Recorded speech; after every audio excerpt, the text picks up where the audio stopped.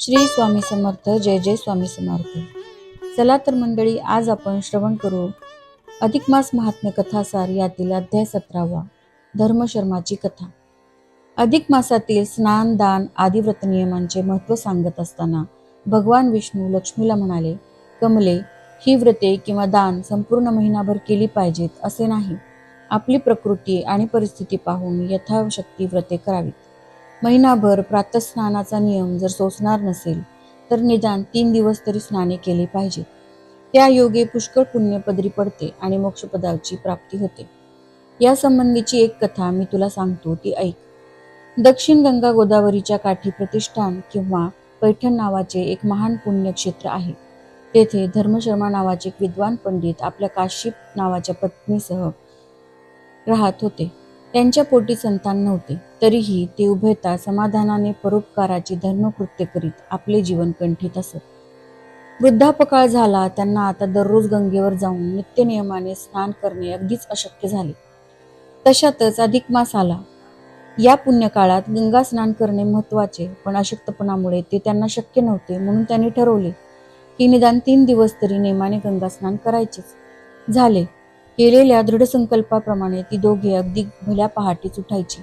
एकमेकांचे हात धरून कसे तरी गंगेवर जायची. उभयतांनी गंगेत यथाविधी निष्ठापूर्वक प्रातःस्नाने करायची आणि परत रखडत घरी यायची. असा नियम 2 दिवस छान पार पाडला. पण तिसरे दिवशी मात्र एक महान चमत्कार झाला. धर्मशर्मा आणि काशीबाई तिसऱ्या दिवशी अगदीच लवकर उठली आणि गंगेवर गेली. स्नान करती झाली, परत घराकडे निघाली. त्यावेळी अंधारच होता. त्या अंधारात वाटेवरच त्यांच्यासमोर एक भयंकर पिशाच येऊन उभे राहिले. बाप रे, काय तो त्या पिशाचाचा अवतार! भयंकरच! केस विस्कटलेले, पिंजारलेले, मोठे पोट, लाल लाल डोळे, नखांचे वेटोळे, अस्थिपंजर शरीर, अचकट विचकट सुळ्याचे दात, असे ते विलक्षण पिशाच नग्नावस्थेत वाटेतच उभे राहिलेले. त्या पिशाच्याला पाहताच काशीबाई घाबरून गेल्या. पण धर्मशर्मा मात्र धीटपणे त्याला म्हणाला, कोण रे तू? असा आमच्या वाटेत उभा का? बाजूला हो, रस्ता सोड. यावर पिशाच्च नम्रपणे म्हणाले, हे पुण्यवान पुरुषा, आज मी तुम्हाला मुद्दाम अडवले आहे. माझा उद्धार करा. म्हणजे हा काय प्रकार आहे? तुझा उद्धार करायचा म्हणजे काय? हे प्रश्न धर्मशर्माने त्या पिशाच्याला विचारले. तेव्हा ते पिशाच शांतपणे म्हणाले, महाराज, पूर्वजन्मात मी एक धनवान श्रीमंत सावकार होतो. लोकांना अडवून छळून मी अमाप धन मिळवले. ते धन पालथ्या नगरीत खोल जमिनीत पुरून टाकले. कसलाही दान धर्म किंवा पुण्यकृत्य केले नाही. मग माझा मृत्यू झाला. केलेल्या पापामुळे मला भयंकर यातना भोगाव्या लागल्या. मी 2 जन्म चांडाळ योनी भोगली. तेथेही मी खूप नीच कृत्य केली.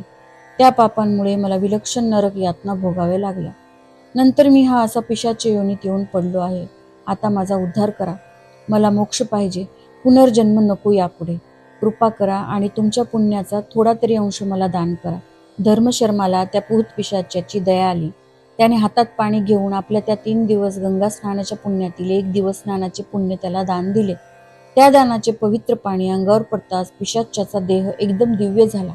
त्याला स्वर्गातून विमान आले आणि तो दिव्य देहधारी पुरुष स्वर्गात निघून गेला.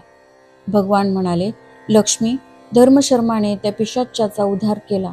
ही कथा ऐकलीस. आता 18व्या अध्यायात मी तुला काशी क्षेत्रातील मंगळागौरीची कथा सांगणार आहे, ती तू ऐक. तर अशा प्रकारे श्री अधिक मास महात्म्य कथासार यातील अध्याय 17वा इथेच समाप्त होतो. श्री स्वामी समर्थ. जय जय स्वामी समर्थ.